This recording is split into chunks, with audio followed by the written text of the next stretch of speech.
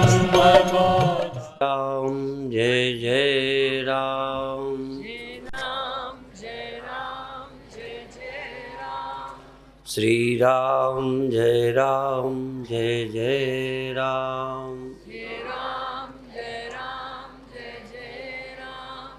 श्री राम जय जय राम। सच्चिदानंद भगवान की, सनातन धर्म की।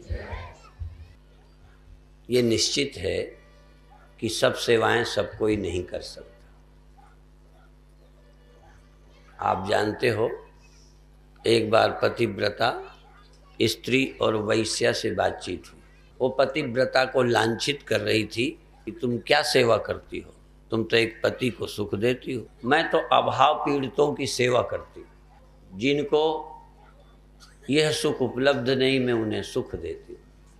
उसके भी एक सोच है कि वो सेवा करती है।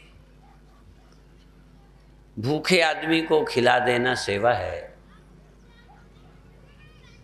बीमार की दवा करना भी एक सेवा है।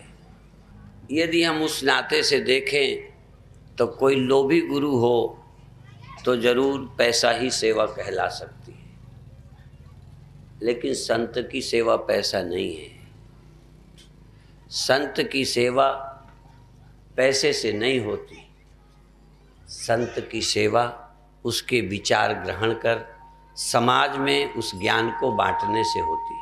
इसलिए प्रज्ञा भारती बहुत अच्छी सेवा कर रही हैं, करना चाहती हैं, और पैसा अकेला नापा जाए तो बात दूसरी है।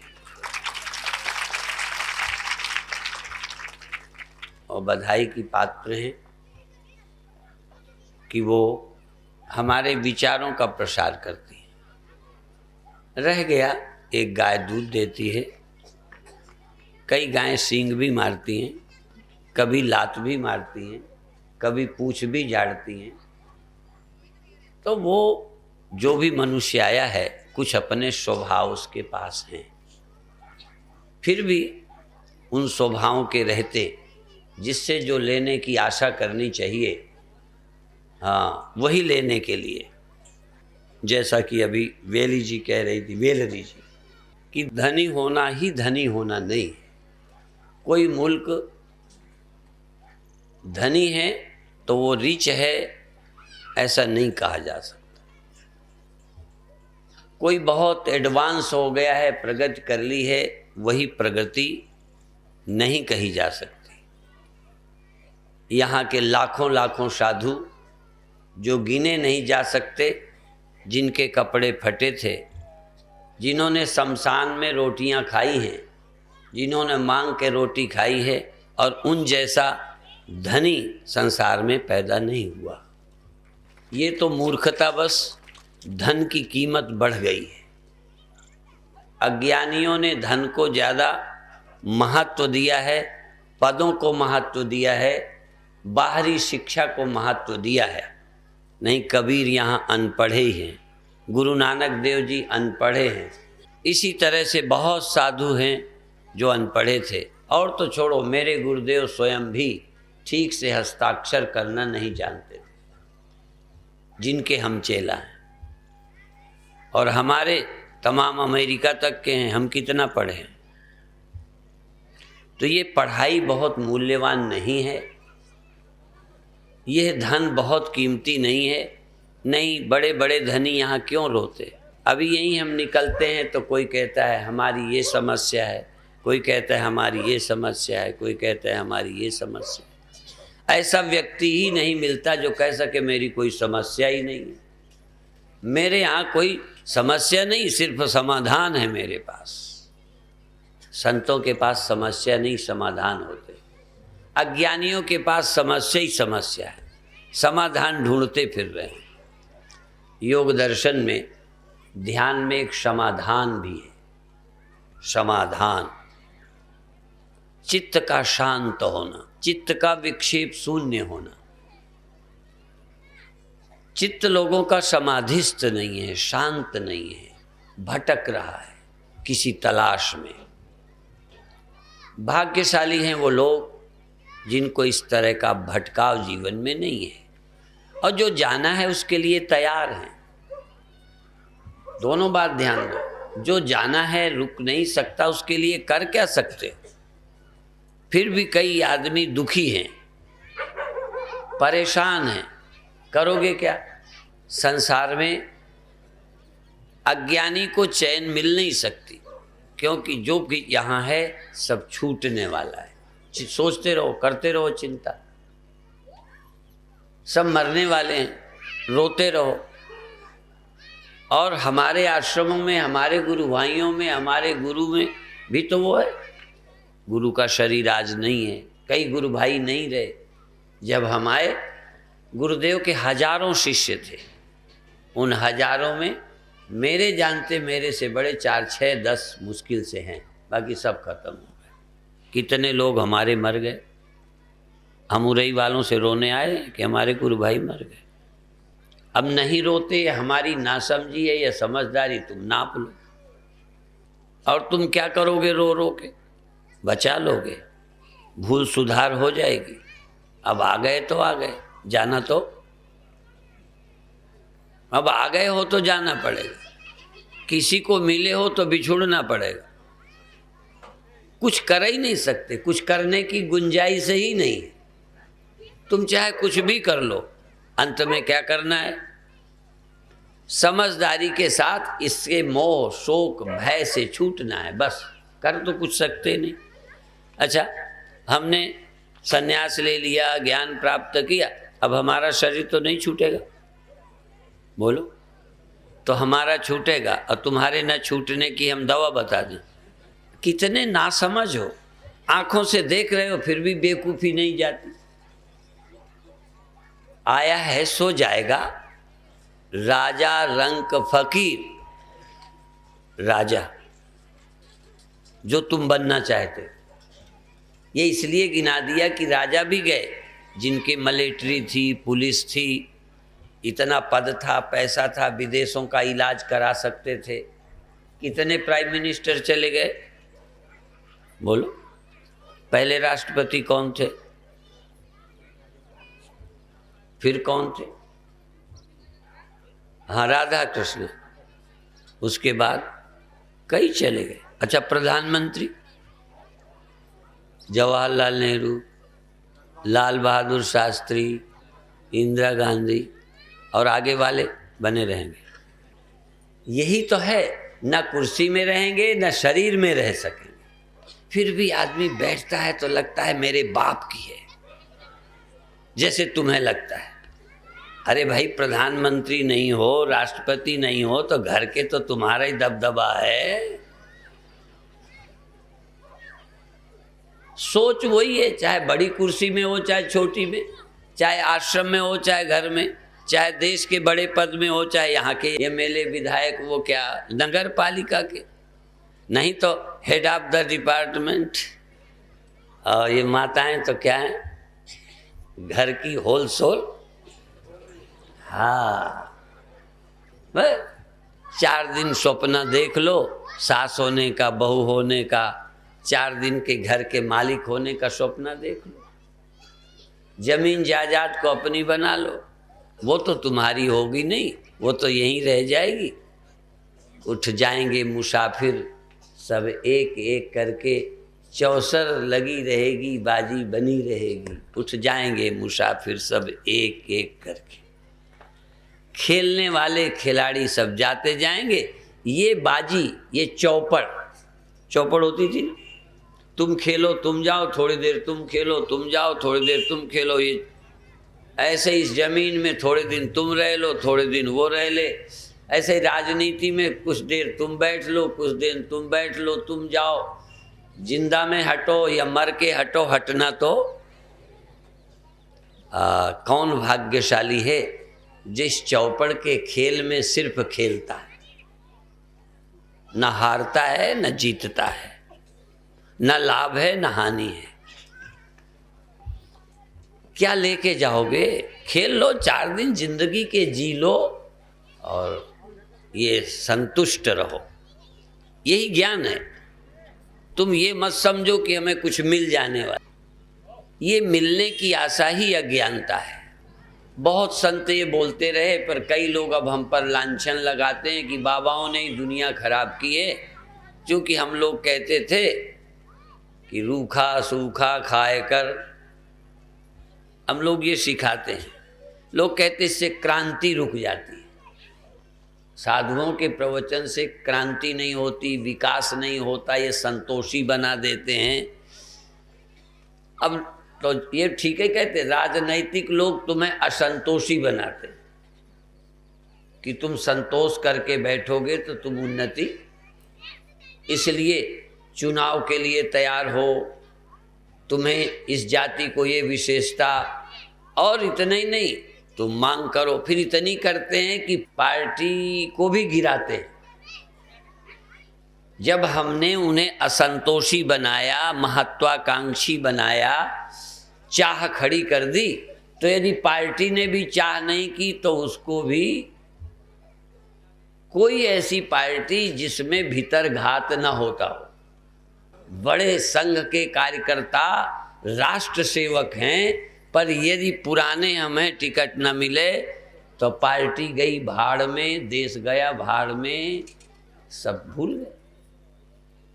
मैं इसलिए बोलता हूँ कि बाकियों की पार्टी का तो छोड़ो, और यदि अभी लड़ाई नहीं है तो एको के जीतने की उम्मीद नहीं है, इसलिए लड़ाई नहीं है।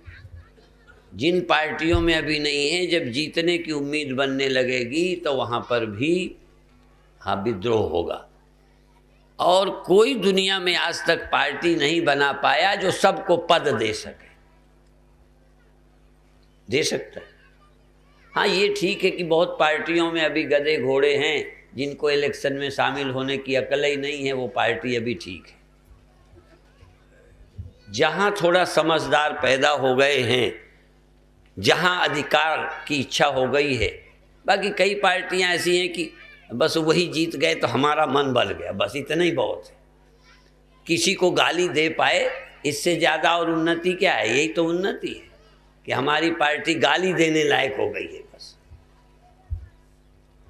तो जिस समाज ने आकांक्षाएं बढ़ाई हैं, फिर आकांक्षाओं की पूर्ति कर पाएंगे। आज जिनमें एकता दिखती है, 10 वर्ष बाद उनमें कोई एकता नहीं रहेगी, ये मैं भविष्यवाणी करता हूँ, नहीं रहेगी। हाँ, एकता उसी में रहेगी जिसमें कोई इच्छाएं नहीं, जो संतुष्ट है। इसलिए ऐसा आदमी जो घर में संतुष्ट है, ऐसा आदमी जो अपने गांव में संतुष्ट है। अभी अभी बेलरी जी कह रही थी मेरी जन्मभूमि का, मवई धाम का जिक्र करते हुए, कि जैसा स्वामी जी का गांव है वैसे ही वहाँ है, लेकिन फर्क है, हम उस गांव में जन्मे हैं, इन्होंने जन्मने के बाद ऐसा गांव बनाया है। नहीं समझ में, इनको गांव मिला नहीं, 500 एकड़ जमीन लेकर गांव बनाया है। इन्हें लगता है कि गांव अच्छे, गांव में मनुष्यता है, गांव में धर्म है, गांव में आस्था है, गांव में संस्कार है। यद्यपि वहाँ पर भी टीवी ने, चैनलों ने, नेताओं ने उनका भी दिमाग खराब किया है। इसलिए कभी कभी हम कहते हैं पागल कुत्तों से सावधान रहना चाहिए। यदि वो काट लेते हैं तो वो भी भौंकने लगता है कुत्तों की तरह। और राजनैतिक पागल कुत्ते हैं, जो कोई इनका संग करता है वो भी उसी भाषा में बोलने लगता है। इनको एक ही भाषा आती है, कुर्सी की, जबकि रहना नहीं है। समझदार वो हैं जो पागल कुत्ते से बचे रहे। और यदि कुत्ते का असर होता है, संक्रामक रोगों का असर होता है, तो विचार भी संक्रामक होते हैं। यदि आप आध्यात्मिक विचार सुनोगे तो वो उनका भी तुम पर असर होगा, और तुम भगवान बुद्ध की तरह, महावीर की तरह, कृष्ण की तरह, राम की तरह, गुरु नानक देव जी की तरह, कबीर की तरह अच्छे होकर इस धरती पर जी सकते हो। और सफलता क्या है? जो जाने में न रोए। कष्ट नहीं भी, जैसे रोज सो जाते हो, कोई भय नहीं लगता, चिंता नहीं लगती, ऐसे ही मर क्यों नहीं सकते? जैसे सो जाते हो, थोड़ी देर के लिए दुनिया छूट जाती है, ऐसे ही मर जाते हैं, थोड़ा ज्यादा देर के लिए दुनिया छूट जाती है। वही गोटे हैं, खेल कूद में भी देखते हो ना, वो आउट होते हैं। पहले अपन बोलते थे मर गया, खेल में लोग मर जाते थे, हैं? हाँ, कबड्डी में ऐसे ही आउट होना और मरना। भाई खेल से आउट हो गए, मर गए। तुम इसमें भाग लेने लायक नहीं रहे, मर गए। बैठे रहो, देखो, और फिर शामिल होने लायक। तो जो आउट होते हैं या मर जाते हैं कबड्डी में, उसी खेल बल के लिए मरते हैं कि दोबारा के लिए भी मरे रहे? बोलो, दोबारा फिर जी जाते हैं। तो तुम कोई कबड्डी से अलग हो क्या? तुम भी शामिल हो कबड्डी में, मरो, अगले बार के खेल में फिर शामिल हो जाओ। कोई परमानेंट मरा नहीं रहता। कबड्डी वाले परमानेंट मर गए। हाँ, जो वो आजकल विदेशों में कुछ ड्रग वग लेकर या कोई ऐसा नशा लेके खेलते हैं जीत के लिए, उनको कई बार खेल से भाग लेने के अधिकार खत्म हो जाते। हाँ, ऐसे ही समझो मोक्ष वालों का हिसाब। हाँ, जो ऊंची डग लेकर खेल के नियम के पार हो जाते हैं, हाँ, खेल के नियमों का उल्लंघन करते हैं, अर्थात प्रकृति के नियम का अतिक्रम कर जाते हैं, गुणातीत हो जाते हैं, फिर उनको कभी भी इस खेल में शामिल नहीं किया जाता, अर्थात फिर वो जन्म मरण के चक्कर में नहीं पड़ते। और उसके लिए भी दम चाहिए, प्रकृति के नियम को पार करना। मेरा तेरा ये प्रकृति का नियम है, काम क्रोध लोभ ये प्रकृति के नियम है, ये गुण है। सोना जगना, जवान बूढ़े होना, फिर आते में खुश, जाने में रोना। अब जो जाने में रोता नहीं है, जैसे कोई सोता है, ऐसे ही शरीर छोड़ देते हैं। जैसे सांप केंचुली, सांप की केंचुली छूट जाती है, केंचुली उतार देता है, सांप अलग चला जाता है। ऐसे ही ज्ञानी लोग देह की केंचुली को छोड़ देते हैं और अपने घर चले जाते हैं। जैसे हाथी के पीठ पर लाद होती है, पड़ी है, कोई फर्क नहीं पड़ता, वो इतना बड़ा है कि लाद की क्या वैल्यू है, पड़ी रहे। हाँ, हाथी की लाद गधे के ऊपर डाल दो, जैसे लाद गयंद की, गयंद माने हाथी, जैसे लाद गयंद की गधा दे ओढ़ाए। जनवरी के महीने में गधे पर दया करो, हाथी की लाद गधे के ऊपर डाल दो कि बेचारा ठंडी में न मरेगा, आराम से रहे। तो ठंडी में नहीं रहेगा, बोझ से मर जाएगा। जैसे लाद गयंद की गधा दे ओढ़ाए, सुख सोवन की कोकाए, उलझ पुलझ मर जाए। अज्ञानी आदमी को तो ये वैभव भी मार देता है। अधिकतर धनियों के दिमाग खराब हो जाता है। थोड़ा पैसा आया, वो खेल में ना होता है क्या, प्यादे से क्या हुआ, फर्जी से प्यादा भयो, टेढ़ो टेढ़ हो जाए। ये खेल ही नहीं थे, इसमें इन खेलों से आदमी को समझने के अवसर थे।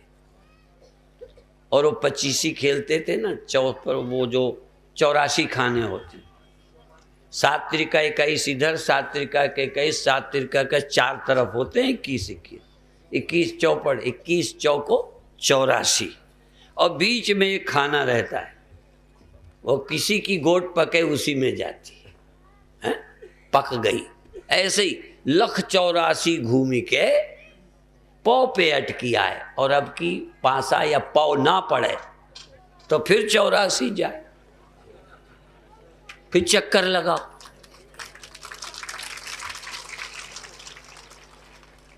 अब ये पौ पे आए, अटके बैठे हो, 84 तो घूम आए, और अब की पौ ना पड़ाए तो फिर खेलो 84। और भी जानते हो, 84 वाले खेल में अंदर गई गोट भी निकालते हैं, फिर वो उल्टा चलता है, वो फिर कहीं नहीं बचाता, चाहे चिट्ठा होवे, कुछ सुरक्षित जगह हैं, फिर वो भी कहीं भी वो उल्टा चलने वाला, पता नहीं क्या बोलते हैं उसको, लंगाड़ा बोलते हैं या सांड बोलते हैं, हाँ वो फिर चलता है। ये सन्यासी है ना, यही यहाँ है वही जो पक्के निकल आए हैं। हाँ फिर ये चाहे जैसे चलें, हाँ तस्य कार्यम न विद्यते, वो नियमातीत गुणातीत हो जाता है, कोई बंधन नहीं रहता। यदि देखना है तो परम ज्ञानी ऐसे स्वतंत्र होते जैसे चौपड़ के खेल में पकी घोट फिर निकलती है तो आगे और पीछे कुछ नहीं, और बाकी को तो बड़े नियमों का पालन करना पड़ता है। इसलिए गृहस्थी नियमों में गुणों में बंधा है, उसके कर्तव्य हैं, उसकी ड्यूटी है, नहाना धोना, पिता दिन तेरही, पत्नी माँ, उनके कर्तव्य, उनका पालन। सन्यासी को इससे छुट्टा कर दिया, कोई माँ की तेरही दिन नहीं, कोई बाप की नहीं, कोई लेना नहीं, कोई देना नहीं, कोई सोडसी नहीं। साधु महात्मा उससे मुक्त हैं, नियम से, कानून से। इस सृष्टि के नियमों की पूर्ति चलने वालों को कर दी जाती है। तो आप भी इस जिंदगी को समझो, ये खेल तो है, पर जानकार हो खेल तो आनंद है, अनजान हो तो फंसा। और गोट को पकाने तक ले जाना, पका के बाहर लाना, ये भी कोई खेल नहीं है। कई लोगों की तो पक ही नहीं रही, फिर घूमती रहती, फिर घूमती रहती, फिर घूमती रहती। इसलिए लाखों बार चक्कर लगा चुके, अनेक जन्म हो गए 84 में भटकते भटकते, और बहुत बार मनुष्य तन में आए। ये मनुष्य तन भी पहले बार नहीं मिला, पहले भी लगाया एक बार, फिर मनुष्य बने, फिर चक्कर लगाया, फिर मनुष्य बने, पौ तक आए पर अंदर नहीं गए, मुक्त नहीं हुए। मुक्त हो जाओ। आपकी क्या योजना है, अगले जन्म की कि इसी जन्म की? क्या राय है? कितने दिन अभी यहाँ की मौज लेते रहोगे और दुख भोगते रहोगे? जब आप कहते हो दुख है तो तुम समझते होगे हम अभी के दुख हम भी नहीं हटा सकते, पर आगे तुम यहाँ ना आओ ये उपाय कर सकते। अब किसी की पत्नी अच्छी नहीं मिली तो अपन क्या करें? किसी का पति दुष्ट है तो आप क्या करें, बदल दें क्या? इसी तरह से बाप अच्छा नहीं है, किसी की बेटी अच्छी नहीं है, तो कर क्या लें? अब हमारा चेला ही ठीक ना हो तो अपन क्या करें? ये बताओ। ये समस्या हल नहीं होगी। इसीलिए ज्ञानियों ने पहले देखा कि जब तक यहाँ रहोगे कुछ न कुछ समस्या रहेगी। एक चीज आपके हाथ में है, जब भी वृक्ष बनेगा पत्ती होंगी, वर्षा कम होगी, वर्षा ज़्यादा होगी, ठंडी ज़्यादा पड़ेगी, पाला पड़ेगा, पेड़ सूखेगा, पुराना होगा, नहीं होगा। और फिर क्या करेगा, एक बार का वृक्ष समाप्त होगा, उसके पहले बीज बना जाएगा, फिर पैदा होगा, फिर बीज बनाएगा, फिर पैदा होगा। ये वृक्ष ना बने इसके लिए क्या उपाय है? कि वृक्ष बीज पैदा ना करे। यदि वृक्ष बीज पैदा नहीं करे तो ये वृक्ष तो मरना ही है कि मारना पड़ेगा? बोलो, तुम मरना, शरीर तो छूटेगा, पर नए शरीर पैदा होने के लिए तुम कुछ वासना, कर्म, अज्ञान बनाए जाते हो, वो तुम अभी बंद कर दो तो तुम तो मर ही जाओगे। पेड़ तो मरे लेकिन बीज पैदा करके ना मरे, इसका नाम मोक्ष। यदि वो बीज पैदा करेगा तो नया वृक्ष तो फिर हो ही जाएगा, और नया वृक्ष होगा तो ठंडी, वर्षा, सूखा, पाला सब लगेगा। शरीर में आओगे तो सब कुछ होगा। मेरे गुरुदेव कीर्तन गाया करते थे, मुझे भजन तो कभी आए नहीं। हमारे कौन आवे रे, हमारे कौन आवे रे, तन तरुवर तरे कौन आवे रे। इस शरीर के छाया में ठीक नहीं है, तरु तर, तानु तानु तरवर तरे कौन आवे रे, इस शरीर में कौन आवे, अच्छा नहीं है। बार बार आओगे तो बुढ़ापा आएगा।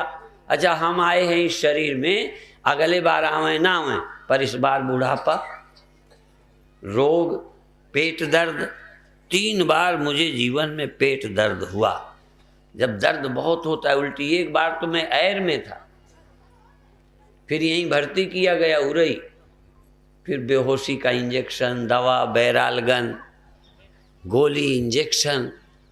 इसी तरह से दाढ़ दर्द जब विद्यार्थी था घर पर तब हुआ, और सन्यास के बाद गुरुदेव के पास था तब भी हुआ। गुरु के पास रहे, दर्द ने नहीं छोड़ा।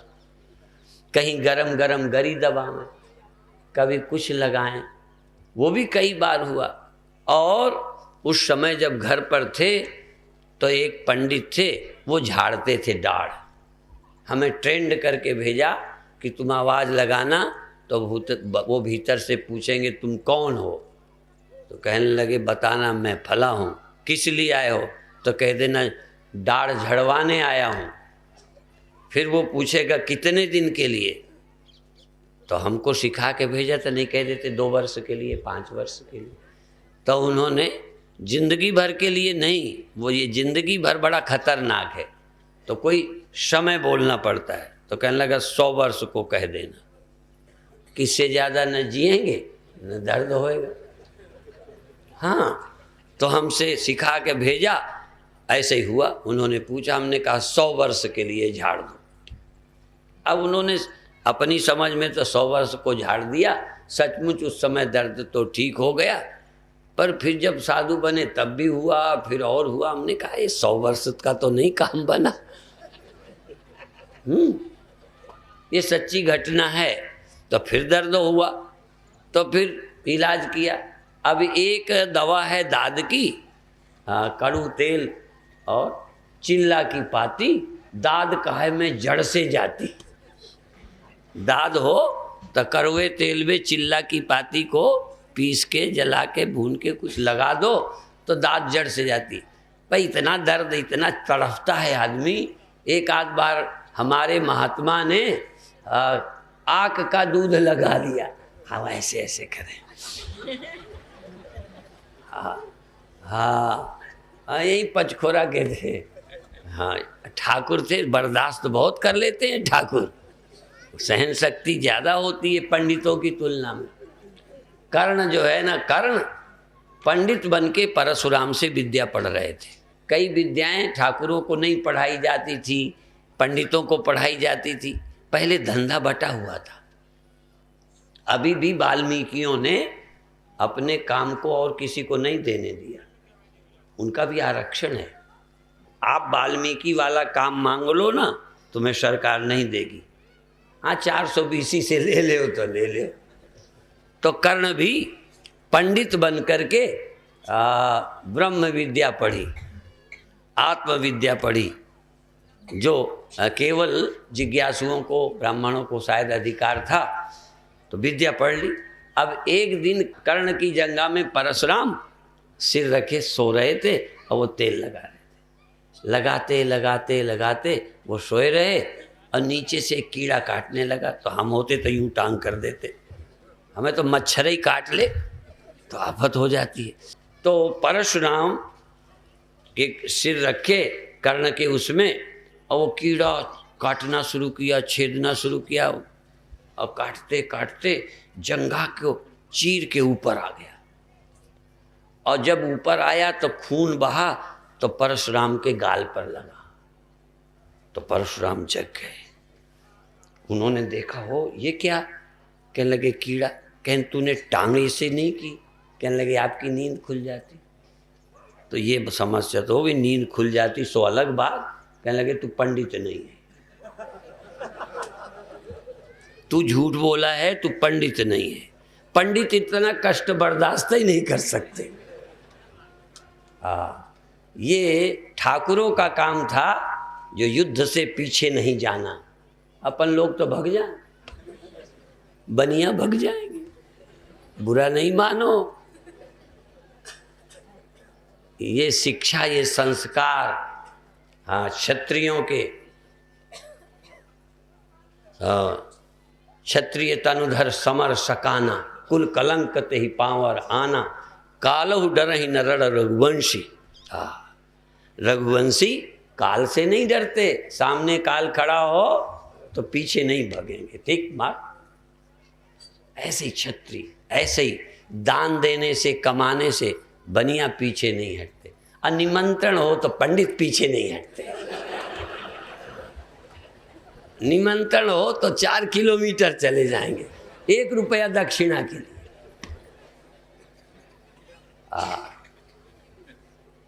अलग अलग है सबका। हाँ, सेवा कार्य से, जिम्मेदारी से शूद्र नहीं हटते। वो बुरे नहीं होते, उनका कर्तव्य है, अपने कर्तव्य को समझते हैं। अब नेता भड़का दें तो बात अलग है। हम भाग्यशाली हैं कि इस भारत भूमि में जन्मे हैं, हमें कुछ करने का अवसर मिला है और मुक्त होने का अवसर मिला है। ये मुक्त भूमि है। मुक्त जन्म महिजान, ज्ञान खान अगहान कर। ये काशी मुक्ति भूमि, मुक्ति क्षेत्र है। मुक्त जन्म महिजान, ज्ञान खान अघ हानि कर। पापों का नाश करने वाली, मुक्ति देने वाली भूमि काशी है। काश्याम मरणान मुक्ति, काशी में मरने से मुक्ति होती है। अभी आज मैं पढ़ रहा था कि इतने इतने स्नान, इतने पुष्कर, इतने ये कर ले तो कुंभ के समय अवंतिका में स्नान का ज़्यादा पुण्य होता है। इसी तरह ये सुना कि कितने यज्ञ कर ले, पृथ्वी का दान कर ले, तप कर ले, तीर्थ कर ले, व्रत कर ले, इन सब से जितना पुण्य मिलता है उससे ज़्यादा पुण्य मिलता है क्षण भर भी किसी का मन ब्रह्म चिंतन में स्थिर हो जाए। क्षण भर, देखो, स्थिर हो जाए नहीं, ब्रह्म चिंतन में स्थिर हो जाए। सबसे कठिन है ब्रह्म चिंतन में स्थिर होना, ब्रह्म विचारना। यस्य ब्रह्म विचारणे, श्लोक की लाइन बोल दूं, यस्य ब्रह्म विचारणे क्षणमपि स्थैर्यं मनः प्राप्नुयात्। जिसका मन ब्रह्म विचार में क्षण भर स्थिर हो जाता है। पिक्चर में तो हो जाता है, पति पत्नी का हो जाता है, पढ़ाई में भी कभी कभी हो जाता है, दोस्त मिल जाए तो हो जाता है। इतना मन लगता है कि घर ही न जाए। बहुत बार मन स्थिर हो जाता है, लेकिन यस्य ब्रह्म विचारणे क्षणमपि स्थैर्यं मनः प्राप्नुयात्। जिसका मन ब्रह्म विचार में क्षण भी स्थिर हो जाता है, वो सारे पुण्यों से श्रेष्ठ है। हाँ, उसका फल तुम नाप नहीं सकते। और भी एक कहानी है, कहाँ तक सुनाएं? आप जानते हो विश्वामित्र और वशिष्ठ। विश्वामित्र और वशिष्ठ की बड़ी मित्रता थी, दोस्त थे, नजदीकी थी, पर कब लड़ाई हो जाए, हाँ, यही बड़ा चक्कर है। कभी कभी हम देखते हैं कल तक ये ग्रुप इनके साथ था, कल उनका विरोध शुरू हो जाता है। और जो भी जहाँ रहता है उसे मालूम है, प्रज्ञा भारती के कई पहले दुश्मन थे, अब मित्र हो गए, कई अभी मित्र हैं, कल दुश्मन हो जाएंगे, होता ही रहता है। ये बात कोई गप नहीं। जब विश्वामित्र की और वशिष्ठ की हो सकती है तो और किसको बख्शेंगे? बड़े बड़े साधु महात्मा, और एक तो लड़ाने वाले थे ना। एक लड़की ने कहा, को इन दोस्तों को मैं लड़ा दूं। बड़ी दोस्ती, क्या कैसे लड़ाएगी? लड़ा कर दिखा। ऐसे कहने लगे कोई नहीं। ऐसे कुछ दिन बात चलती रही। एक दिन एक दोस्त के कान में लड़की धीरे से ऐसे कहा। अब उस दोस्त से दोस्त ने पूछा कि उसने तुमसे क्या कहा? कहने लगे कुछ नहीं। कहने लगे ऐसे कुछ तो कहा हो? कहने लगे कुछ नहीं कहा। अब उसने बहुत कहा कि नहीं, राम की सौगंध, गंगा की कसम, कुछ नहीं कहा। बस कहने लगे ऐसा हो ही नहीं सकता, तेरे कान में कुछ कहती रहे। और सचमुच लड़की कान में लगी थी, कहा कुछ नहीं था। लड़ाना जो था, लड़ाना हो तो बढ़िया तरीका है, शक हो जाएगा कि बताता नहीं, बेईमान, बस लड़ाई हो गई। लड़ाई कैसे शुरू हो जाती है कुछ पता ही नहीं। हम सोच सोच घबराए रहे, अड़बोंग मचा इस दुनिया में, बड़ा गड़बड़।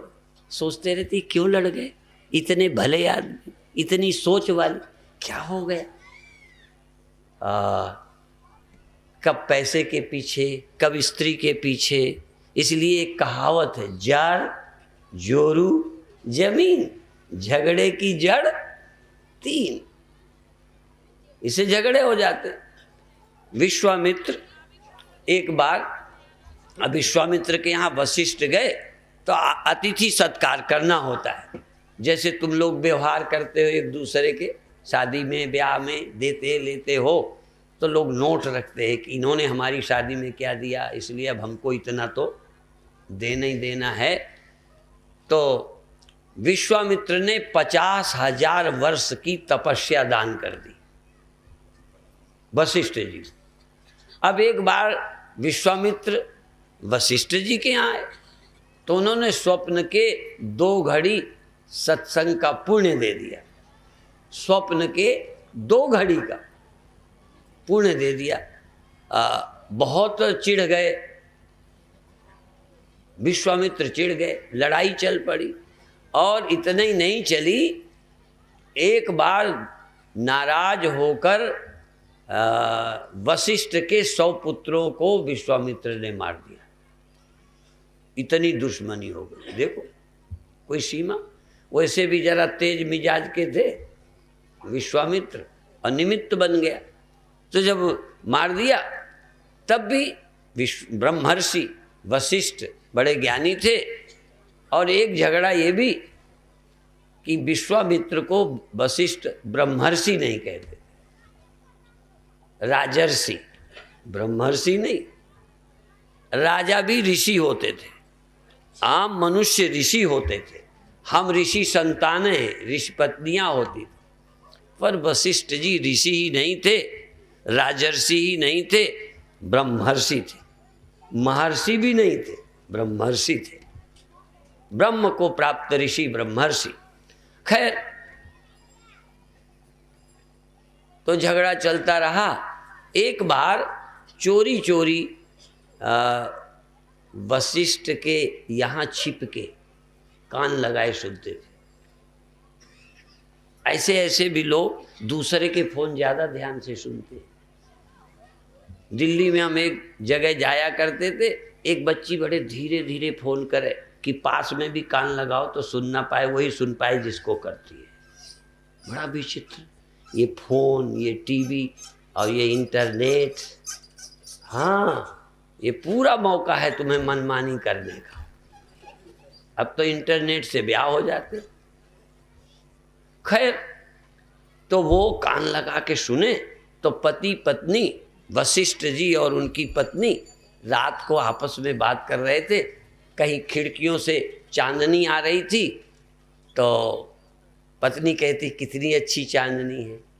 तो वशिष्ठ कहते हैं जैसे विश्वामित्र की तपस्या निर्मल है वैसी ही चांदनी है। अब विश्वामित्र ने सुना, लगा लो मैंने तो इनके लड़के मार दिए, लेकिन ये एकांत में मेरी प्रशंसा कर रहे थे। एकांत की प्रशंसा दिल जीत लेती है। सामने तो आजकल गधा घोड़ा सबको अपन अच्छा कहते ही कहते हैं।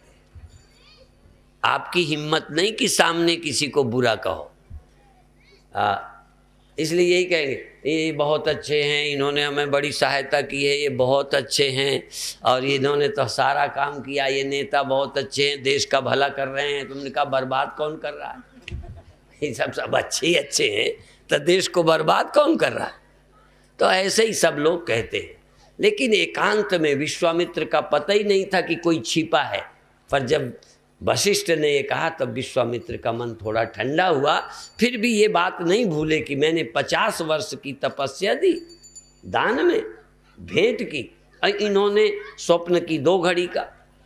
अब इस फैसले के लिए, इस विवाद के हल के लिए इंद्र के पास गए, विष्णु के पास, ब्रह्मा के पास, सबके पास गए कि हमारा फैसला करो, इनमें श्रेष्ठ कौन है। शेषनाग के पास गए।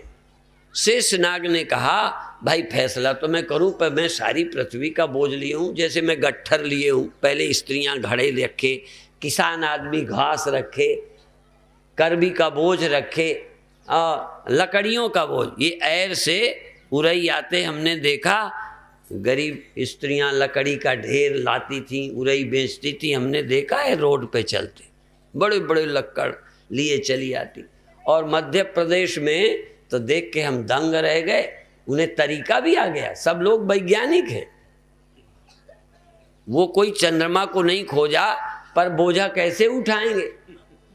तो एक गट्ठर और लंबा लंबा एक लक्कड़, थोड़ा बढ़ाते एक लंबा कि ऐसे रख भी दो, खड़ा करो, और उसी ऊंचाई के कारण सिर पर आसानी से आएगा। ऐसे उठाना होता तो ना आता। तो वो ऐसे मैंने देखा लक्कड़ उठाते, तो बड़ी कला आ जाती है।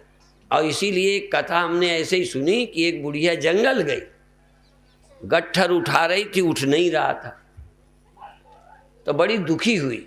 बार बार उठाए, नहीं उठा तो दुखी हो गई। गरीब बेचेगी तो गुजारा होगा, काम करेगी, तो दुखी होकर भगवान की याद करके काल को पुकारा, मृत्यु को पुकारा कि आए मृत्यु, तू आजा, ले जा, ये झंझट कट जाए।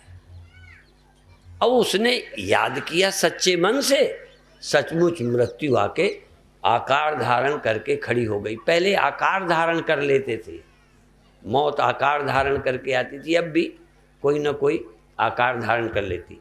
पहले काम भी आकार धारण कर लेता था। भगवान ने जब काम को जला दिया तो फिर उसका नाम अनंग हो गया, बिना देह का आने लगा, पहले सदेह आता था।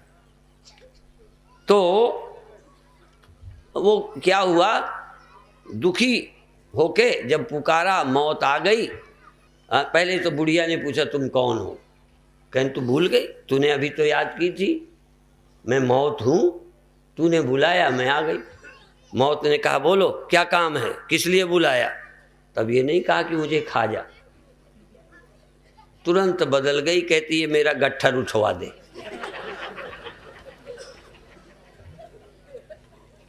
मौत मेरा गट्ठर उठवा दे। मौत ने उठा दिया कि चलो, बुला लिया, तकलीफ में थी। तो इस तरह से ये सारा संसार अपनी अपनी समस्याओं से पीड़ित है, दुखी है।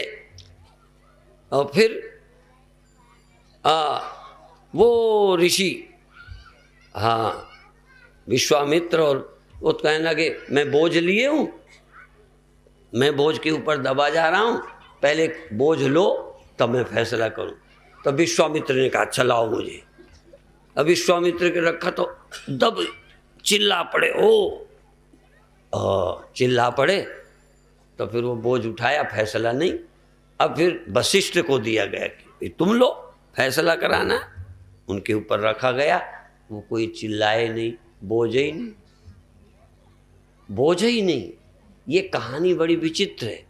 जिसको इतनी बड़े दुनिया की जिम्मेदारियों का कोई बोझ ना हो, पीड़ा ना हो, जैसे स्वप्न, जैसे खेल, तो ज्ञानी के ही जीवन में है, तपस्वी के नहीं। कितना बड़ा तपस्वी हो तो चलो बोझ ले लिया, अब शेष कुछ नहीं बोले। विश्वामित्र कहते हैं करो फैसला, अब करो फैसला। तो सांप ने कहा मैं क्या फैसला करूं, अभी फैसला नहीं हो गया कि तेरे से तो इतना तपस्वी 1 मिनट में भी चिल्ला पड़ा, ये इतनी देर से बोझा रखे, इन्हें कुछ नहीं हुआ, अब क्या मैं बता दूं कौन श्रेष्ठ है।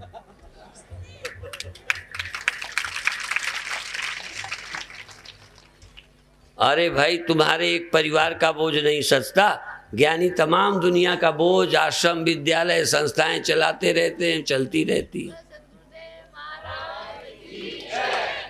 ज्ञानी ही बोझ ढो सकता है, या बोझ नहीं रखता। संसारी आदमी कामना वाले के सिर पर कितनी तपस्या कर ले, बड़ी तपस्या के बाद भी तुम अंत में ताने दोगे हम दूध पिलाए पिलाए मर गए, हम पाले पाले मर गए, तू पेशाब करता था, तुझे हमने सूखे पे लेटाया, हम गीले पे लेटे, तो सारा उलहना आप दे रहे हो। क्या है?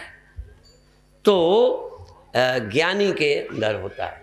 तो ये फैसला हो गया कि भाई 1000 वर्ष 50,000 वर्ष की तपस्या और 2 घड़ी स्वप्न का भी सत्संग उसकी बराबरी तप नहीं करता। तुम सारे तीर्थ कर लो, सारे जप कर लो, सारा कष्ट उठा लो, सारी जिम्मेदारी झेलो, पर जो आत्मा राम नहीं है, ब्रह्म में निष्ठा नहीं है, वो जरूर बौखलाएगा। इसलिए ब्रह्मनिष्ठा सर्वोत्तम तप है। परम ज्ञान ही जीवन को धन्य बनाता है और उसको तुम प्राप्त कर सकते हो, प्राप्त कर सकते हो। क्या है भाई? तुम देह ध्यान करते करते तुम देह का अभिमान छोड़ो, इंद्रियों का संबंध छोड़ो और आत्मज्ञान को प्राप्त हो जाओ। एक बात कहकर अभी समाप्त करेंगे। आप कभी कभी अपने ध्यान को नेत्रों पर, कानों पर, नासिका पर, रसना पर एकाग्र करो और चैतन्य रहो। चैतन्य जैसे रोशनी बल्ब पर जल रही है, ऐसे ही चैतन्यता को अपनी इंद्रियों पर केंद्रित करो। धीरे धीरे ये इंद्रिय खो जाएगी, नई इंद्रिय पैदा होगी और रोशनी दिखेगी, रंग दिखेंगे। वो इससे नहीं दिख लगेगा तुम्हें इसी से दिख रहे हैं, पर इससे नहीं दिखेगा। इससे यदि दिखे तो पड़ोसी को भी दिख जाए। जैसे स्वप्न मुझे दिखते हैं और लड़ाई होती है, शरीर होते हैं, पर सपने वाले तुम्हें ही दिखते हैं, पड़ोसी को मैंने कौन स्वप्न देखा तुम देख सकते हो, मेरे मन में कौन सा विचार आया तुम जान सकते हो।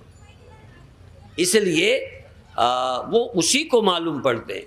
तो इसका मतलब इन आँखों से नहीं दिखता, इन कानों से नहीं सुनाई देता। ध्यान करते करते इन बिना कानों के भी अंदर नाद सुनाई देता है। बिना अंदर इन आँखों के रोशनी, नीला पीला रंग, आकाश, शून्य, तारे, भगवान, देवी देवता दिखते हैं और जिसे दिखते हैं बहुत आनंदित होता है। इसी तरह से सुगंध आने लगती है, इसी तरह से शरीर में आनंद की लहरें उठने लगती हैं। जैसे लोगों को सांसारिक किन्हीं कार्यों में ऐसे भीतर वाइब्रेशन उठते हैं और आनंद अनुभव करता है वो अपने चेतना और मन में। फिर धीरे धीरे वो भी खो जाते हैं, वो प्रकाश खो जाता है, ध्वनि खो जाती है, इंद्रियां ये बाहर की नहीं सूक्ष्म इंद्रियां भी खो जाती हैं, मन भी खो जाता है, मन अमन हो जाता है। और जब मन अमन होता है तो न बाहरी दुनिया रहती है न भीतरी दुनिया रहती है, तब केवल चिन्मात्र आत्मसत्ता रहती है। उस चिन्मात्र आत्मसत्ता को पाकर जब देखता है वहाँ मैं था पर कोई और नहीं था, कोई बैर किससे करूं, क्रोध किससे करूं, वही तीसरी आँख है। जब शिव तीसर नयन उघारा, एक नयन से यह जगत दिखता है, ये वाला दिखता है। दूसरा नयन खुलता है ध्यान का तो सपनों की तरह चमत्कार होते हैं, वो दूसरी आँख है। और जब 2 आँखें, ये तीसरी खुलती है तो ये दोनों आँखें ही नहीं होती, वहाँ तीसरी आँख होती है। जब तीसरी साक्षी आत्मा की आँख खुलती है तो कोई और ही नहीं। क्रोध की द्वैतक बुद्धि बिन, द्वैत के बिन अज्ञान, माया बस पर छिन्न जड़, जीव की समान। तो देखो जब तीसरी आँख खुलती है तो द्वैत ही नहीं, तो क्रोध किससे? जब तीसरी आँख खुलती है तब काम किससे? चितवत काम भय, जब शिव तीसर नयन उघारा, चितवत काम भयो जरी छारा। काम खत्म हो गया, कोई रहेगा नहीं, न रहेगा बांस, न रहे बजेगी बांसुरी। जगत होवे तो क्रोध हो, काम हो, जैसे गहरी नींद तैसे ही ध्यान। तो देखो जैसे मकान गिरा दो, ईंटें बचे, ईंटें खत्म करो, मिट्टी बची। तो चीज खत्म होती गई पर कुछ बचता गया। बर्फ पिघल गई, बर्फ मिट गई तो कुछ बचा कि नहीं? क्या बचा? पानी। कठोरता गई, ठंडक गई, पानी बचा। इसी तरह से ये जो बर्फ का ढेला है ये इंद्रियां हैं, ये स्थूल है, ये धीरे धीरे पिघलकर सूक्ष्म रह जाता है, फिर सूक्ष्म और पिघलकर पानी भी भाप में बदल जाता है, पता ही नहीं चलता कुछ है। ऐसे ही हम निराकार चेतन, जहाँ न मन है, न इंद्रियां हैं, न तन है, थोड़ी देर को वहाँ जाओ, फिर बर्फ बन जाओ, फिर आ जाओ, कोई बात नहीं, पर देख तो आए कि वहाँ पर भी हम हैं। मैं हूँ वासी उस देश को, जहाँ पार ब्रह्म का खेल, दिया जले अगम का, बिन बाती बिन तेल। एक बार वहाँ हो आओ जहाँ न दुनिया है न इंद्रियां हैं, फिर वहाँ मौत कहाँ, नींद कहाँ, बुढ़ापा कहाँ, फिर बाहर आ जाओ, फिर मन में आओ, फिर इंद्रियों में आओ, फिर व्यवहार करो, रोज चले जाओ। जैसे रोज जागते हो, रोज स्वप्न देखते हो, रोज नींद में जाते हो, ऐसे ही ज्ञानी संसार में रह के कुछ देर अपने स्वरूप में चला जाता है, आत्माराम हो जाता है। आत्माराम, ये आत्माराम शब्द अभी हमारा बनाया नहीं है, सब सुना होगा। आत्माराम तो लोग नाम भी रखते थे। आत्माराम ऋषि, आत्माराम माने जिनको अपने आप में ही आराम है, उन्हें कोई धन दौलत, स्त्री बच्चा, दुनिया नहीं चाहिए। जहाँ कोई नहीं रहता वहाँ आराम और चैन। अब जो अकेले में चैन पाता है उसे दुखी कौन करेगा। जो लड़कों में आराम करता है लड़का जा सकता है, जो जवानी में आराम करता है जवानी चली जाएगी। इसी तरह जो पदों में रमण करता है पद चला जाएगा, तो बेचारा विचलित होगा, व्याकुल होगा। जो वहाँ आराम करता है जहाँ दुनिया ही नहीं, तो काल क्या करेगा उसका। एक चुटकुला बहुत बार आपने सुना होगा कि एक ज्योतिषी ने बताया, गरीब आदमी था, जैसे हमारे यहाँ लोग पहुँच जाते हैं, हमारे को ये है, कोई ये है, तो कोई कहते हैं ग्रह है। तो विचार करके ज्योतिषी ने देखा कि इसके शनि की दशा चल रही है, इसी कारण परेशान है। तो उस ज्योतिषी ने कहा तुम एक भैंस दान करो, काली चीज का दान करो, तो ये ग्रह दशा तुम्हारे शनि के ठीक हो जाएंगे। तो कहता है मैं भैंस कहाँ से लाऊं, मेरे इतना है कहाँ। उनका काली बकरी दान कर दे, वो भी नहीं। तो कहने लगे एक मन तिल दान कर दे काले, कहने वो भी नहीं। कहने नहीं तो चलो एक थान या आधा थान काला कपड़ा दान कर दे तो ठीक हो जाएगा और पूजा कर, ये भी नहीं हो सकता। कहने लगे तो 1 मीटर काला कपड़ा, तो 1 मीटर भी नहीं। तो कहने लगे फिर तुझे कोई चिंता नहीं, जब तेरे कपड़े नहीं तो शनि तेरा बिगाड़ेगा, तो क्या बिगाड़ेगा, बिगाड़ेगा उसका जिसके कुछ हो, तो काल उसको मारेगा। जहां देह हो, इंद्रियां हो, जहां कुछ भी नहीं है वहां काल क्या करेगा। इसलिए हाँ, आत्मा में स्थित होने वाले का कोई समय बिगाड़ नहीं सकता। तुम अकाल पुरुष हो गए, तुम कालातीत हो गए, तुम महाकालेश्वर हो गए। इतना ही कहकर अभी समाप्त करते हैं।